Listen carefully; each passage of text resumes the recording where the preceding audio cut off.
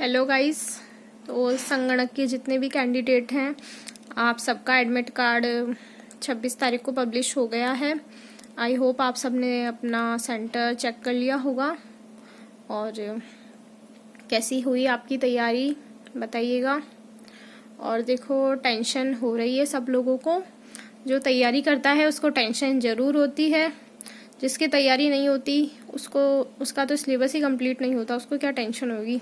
पर जो कैंडिडेट काफ़ी टाइम से तैयारी कर रहा है, साल भर से 6 महीने से, उनको अब टेंशन हो रही है, अब उनसे पढ़ाई नहीं हो रही है। तो देखो, आपकी तैयारी हो चुकी है, जितना होना था आपने बेस्ट कर लिया है और अपने ऊपर कॉन्फिडेंस रखना है। कॉन्फिडेंस से नहीं हारना है, क्योंकि सबसे इम्पॉर्टेंट चीज़ कॉन्फिडेंस ही है, वही आपको एग्ज़ाम हॉल में जिताएगी। तो इसलिए आपको जो पढ़ना था वो आप पढ़ चुके हो। आपको सिर्फ जो मन करे थोड़ा बहुत पढ़ने का वो पढ़ लो, अदरवाइज़ कोई दिक्कत नहीं है। पढ़ाई नहीं हो रही है, मत होने दो, आपका पेपर अच्छा होगा, क्योंकि आपने बहुत मेहनत करी है, आपने सिलेबस को भी पढ़ लिया, आपने टेस्ट भी दे लिए। तो अब आपसे पढ़ाई नहीं हो रही है तो कोई बात नहीं।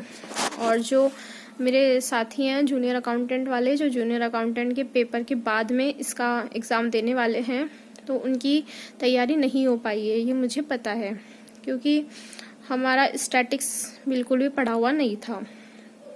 तो अब क्या करें अंतिम समय में। अब आपने देखो जीके पढ़ रखा है, मैथ्स पढ़ रखा है, कंप्यूटर पढ़ रखा है, इकोनॉमिक्स भी कुछ आधी अधूरी पढ़ रखी है। तो अब आपको सिर्फ इकोनॉमिक्स के 3-4 चैप्टर करने हैं। तो एक दिन में ऐसा करो कि इकोनॉमिक्स को कंप्लीट कर लो और बाकी 4-5 दिन में जितनी भी स्टैटिक्स हो पाए उसे कंप्लीट कर लो।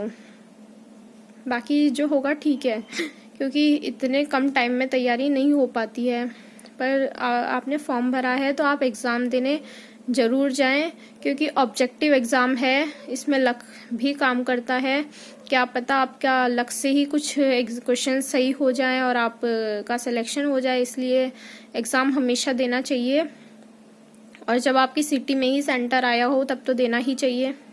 और 2 घंटे का एग्ज़ाम है, 10 से 12, और 8 बजे एंट्री स्टार्ट होगी, 9 बजे एंट्री बंद हो जाएगी। इसलिए सभी कैंडिडेट 8 बजे ही एग्ज़ाम सेंटर पर पहुंच जाएं, ताकि कोई भी प्रॉब्लम नहीं हो। और अपना एडमिट कार्ड, फ़ोटो वगैरह सब लेकर के जाएं। लास्ट मोमेंट पे कोई भी ऐसी चीज़ ना हो, कुछ भी कमी ना हो हमारे पास में, जिससे कि हमें टेंशन हो।